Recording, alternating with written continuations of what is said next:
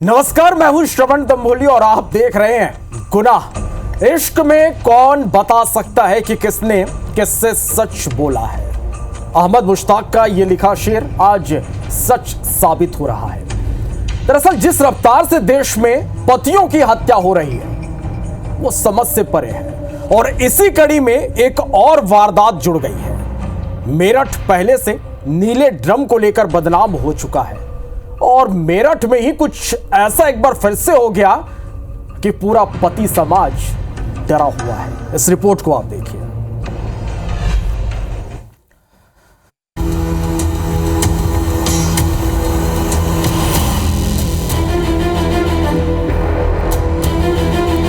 पहले ही नीले ड्रम से पुरुष वर्ग घबराया हुआ है। आए दिन पतियों के कत्ल की खबर से विश्वास का संकट पैदा हो रहा है। न सिर्फ परिवार टूट रहे हैं बल्कि रिश्तों को निभाने वालों को ही निपटा दिया जा रहा है। मेरठ का किस्सा आप भूले तो नहीं होंगे। कैसे एक पत्नी ने अपने बॉयफ्रेंड के साथ मिलकर न सिर्फ नींद में अपने पति का कत्ल कर दिया था बल्कि उसके शरीर के टुकड़े टुकड़े कर नीले ड्रम में डाल दिया और फिर उसमें सीमेंट का घोल डाल दिया।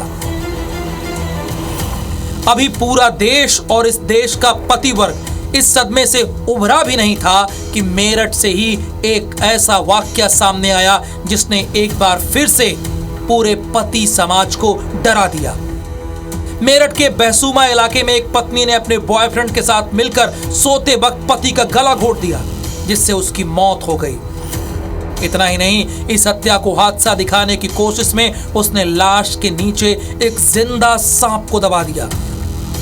सांप ने युवक को 10 बार डसा और इस वारदात के बाद बॉयफ्रेंड को वहां से भगा दिया और खुद दूसरे कमरे में सोने चली गई। सुबह जब घर वाले उठे तो शरीर पर सांप के डसने के निशान देखकर परिजनों को लगा कि युवक की मौत सांप के डसने से हुई है। लेकिन बुधवार देर शाम जब पोस्टमार्टम रिपोर्ट सामने आई तब जाकर पता चला कि युवक की मौत दम घुटने से हुई है। इसके बाद शक के आधार पर पुलिस ने पहले पत्नी को हिरासत में लिया। पूछताछ में उसने बॉयफ्रेंड का नाम बताया। फिर पुलिस ने दोनों से सख्ती से पूछताछ की तो दोनों ने जुर्म कबूल कर लिया। जी बस ऐसी लड़ाई कर रहे थे मेरे साथ में, रोज मारपीट कर रहे थे, वो गंदे गंदे काम कर रहे थे। फिर ऐसे ही जैसे भी हमें क्या देते ऐसे ही हमने मार दिया। गलत दबा किसने दबाया? क्या करा पूरा बता। मैंने और इन्होंने दोनों ने। गलत उसने दबाया। मैंने हाथ पकड़े, मुंह पकड़ा। सांप नहीं पता कहाँ से लाए, सांप तो यही लाई था। फिर कहाँ लेटाया, कहाँ सांप को? ऐसे ही छोड़ देता खाट पे। आरोपी पत्नी ने बताया कि उसने अपने बॉयफ्रेंड से 1000 रुपए में यह जहरीला सांप मंगवाया था। पति का गला घोटने के बाद उसी ने बिस्तर पर लाश के नीचे सांप को रख दिया। उसकी पूंछ पति की कमर के नीचे दबा दी ताकि सांप भाग ना सके और अमित की लाश को डस ले, जिससे लगे कि मौत सांप के डसने से हुई है। आखिर ये कैसा ट्रेंड है जिसमें हर रोज पति के कत्ल की खबर आम होती जा रही है? क्यों शादीशुदा रिश्तों में किसी तीसरे की एंट्री हो रही है? सवाल यह भी है कि शादी के बाद भी अगर किसी एक शख्स को लगता है कि रिश्ते ठीक से नहीं चल रहा तो क्या इसका समाधान कत्ल है? क्यों नहीं बैठकर आपस में मशवरा कर कोई समाधान ढूंढा जाए, भले वो फैसला अलग होने का ही क्यों ना हो। लेकिन हर रोज सामने आती पतियों की मौत की खबर से ये कहना बिल्कुल भी गलत नहीं होगा कि पूरा का पूरा पति समाज इस वक्त डरा हुआ है। Bureau report, IBC 24। सच मानिए, पिछले एक हफ्ते से जो गुनाह की खबरें सामने आ रही है उसने हर कोई किसी को हैरान कर दिया है। एक के बाद एक पत्नियों की बेवफाई और पति की जान पर खतरा। या तो वक्त बदल गया है या फिर अपराध का ट्रेंड। पिछले कुछ दिनों से पतियों की हत्या का जो सिलसिला शुरू हुआ है उससे जुड़ी एक और रिपोर्ट आप देखिए।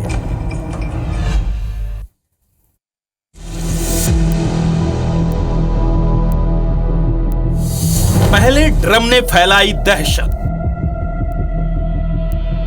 फिर बोरी में पति की लाश, उसके बाद किराए का शूटर। अब कॉफी में मिलाया गया जहर। पति पत्नी और मर्डर का डर। देश में हर तरफ डर का साया है। हर पति दहशत में जी रहा है। मर्दजात परेशान है, मुश्किल में है, क्योंकि कब उसकी जान पिंजरे से गायब हो जाए कुछ कह नहीं सकते। अब तो ड्रम देखने से रूह कांप जाती है। बोरी देखो तो सिर्फ लाश नजर आती है। और तो और अब कुछ खाने पीने में भी डर लगने लगा है, क्योंकि उत्तर प्रदेश के मुजफ्फरनगर में एक खून की प्यासी पत्नी ने पति को जहर ही दे दिया, वो भी कॉफी में डालकर। इसके पीछे की वजह सुनेंगे तो हैरान रह जाएंगे। वजह सिर्फ इतनी थी कि पति अनुज उसे उसके प्रेमी से बात करने से रोकता था। तारीख 24 मार्च, जगह मुजफ्फरनगर, वक्त रात 10:30 बजे। अनुज मेरठ के एक निजी अस्पताल में रिसेप्शनिस्ट है। वो अपनी ड्यूटी कर हैरान परेशान घर लौटा था। उसने अपनी बेबी पिंकी से कॉफी मांगी। पत्नी ने बड़े प्यार से कॉफी बनाई और उसे पीने के लिए दे दिया। लेकिन अनुज को क्या पता था कि यह कॉफी उसकी जान लेने के लिए दी गई है। और इस कॉफी में पत्नी पिंकी का प्यार नहीं बल्कि नफरत का जहर है। जहर पीते ही अनुज की हालत खराब हुई। घर वाले उसे तुरंत मेरठ लेकर पहुंचे, जहां उसे भर्ती कराया गया। फिलहाल उसका इलाज चल रहा है और गनीमत है कि वो जिंदा है। सूचना प्राप्त हुई कि एक पत्नी सन्नो और पिंकी द्वारा अपने पति अनुज कुमार को कॉफी में मिलाकर ये जहर दे दिया गया है। इस सूचना पर तत्काल पुलिस मौके पर पहुंची। इसमें पीड़ित अनुज कुमार के परिजनों द्वारा दी गई तहरीर के आधार पर सुसंगत धाराओं में अभियोग पंजीकृत किया जा चुका है। अग्रिम विधिक कार्रवाई अमल में ली जा रही है। अब यह जानना बेहद जरूरी है कि इस कहानी की शुरुआत हुई कहां से। अनुज, पिंकी और वो। अनुज शर्मा और पिंकी की शादी 2 साल पहले हुई थी। दोनों में अक्सर फोन को लेकर झगड़ा होता था। अनुज को पिंकी के फोन में कई आपत्तिजनक मैसेज मिले। उसने पिंकी को बॉयफ्रेंड से बात करने से मना किया। दोनों के बीच झगड़ा हुआ। पिंकी मायके चली गई। अनुज ने पिंकी के घर वालों से शिकायत की, लेकिन उन्होंने भी पिंकी को कुछ नहीं कहा। भाई ने मामले की शिकायत महिला आयोग में की। महिला आयोग ने दोनों पक्षों से बात की। दबाव में पिंकी 15 दिन पहले ससुराल वापस आई। अनुज के परिवार का बयान, बहू और बेटे में अक्सर झगड़ा होता था। अनुज हॉस्पिटल में मौत से जूझ रहा है। इसके बावजूद ससुराल से कोई नहीं आया। किसी ने फोन लगाकर हालचाल तक नहीं जाना। देखने तक नहीं आए मायके वाले। पिंकी भी पुलिस थाने से अपने घर चली गई। पिंकी का चक्कर, पति को दिया जहर। पत्नी पिंकी का रिश्तेदारी में ही किसी से अफेयर था। घर वालों ने उसकी जबरन अनुज के साथ शादी कराई। पिंकी ने चुपचाप शादी कर भी ली, लेकिन अपने पुराने प्यार को वो भुला नहीं सकी। लगातार वो अपने बॉयफ्रेंड के साथ बात करती रही। अनुज रोकता तो उसके साथ झगड़ा करती थी। पुलिस ने भी अनुज के परिजनों की तहरीर पर पत्नी के खिलाफ मुकदमा दर्ज कर लिया है।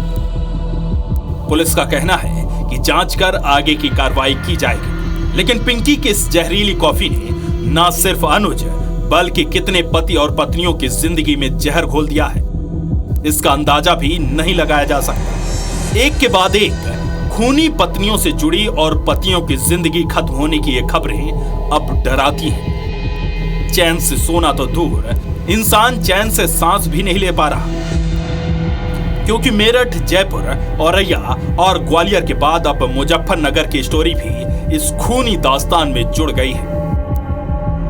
Bureau report, IBC 24।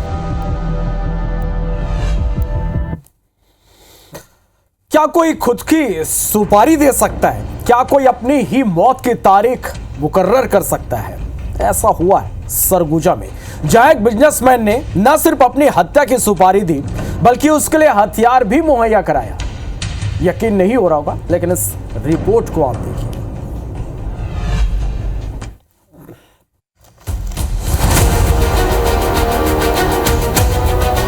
सरगुजा में करीब 8 माह पहले हुए बहुचर्चित अक्षत अग्रवाल हत्याकांड मामले में अब बड़ा खुलासा हुआ है।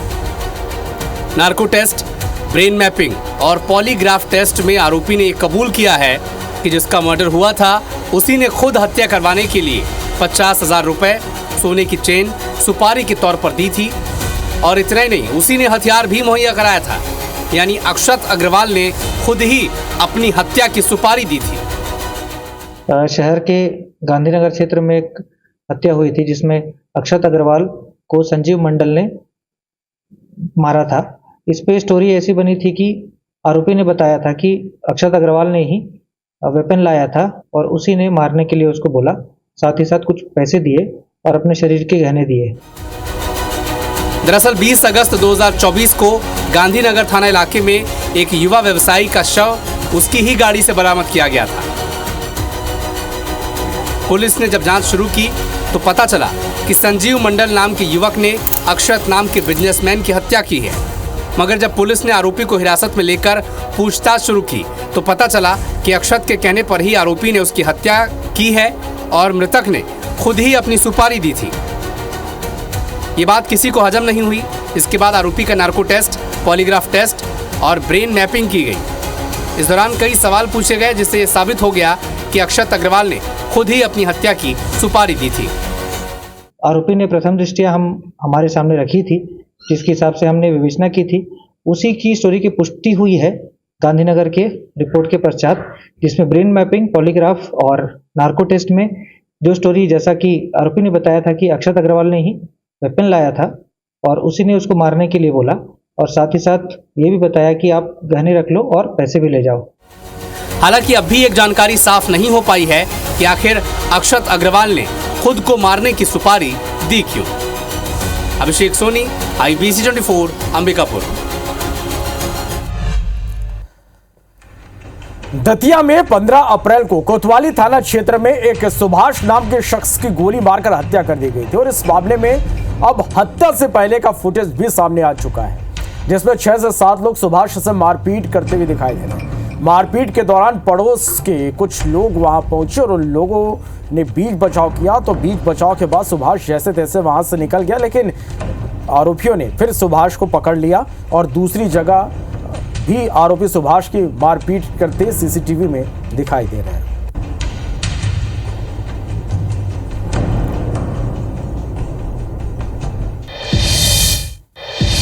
देवास में एक पति ने अपनी पत्नी की तवे से पीट कर हत्या कर दी और इस घटना के बाद से पति फरार है और यह बताया जा रहा है कि पति ने तवे से इतनी बार वार किए कि पत्नी की मौके पर मौत हो गई। घटना बीती रात की बताई जा रही है। मामले की पुलिस जांच कर रही है।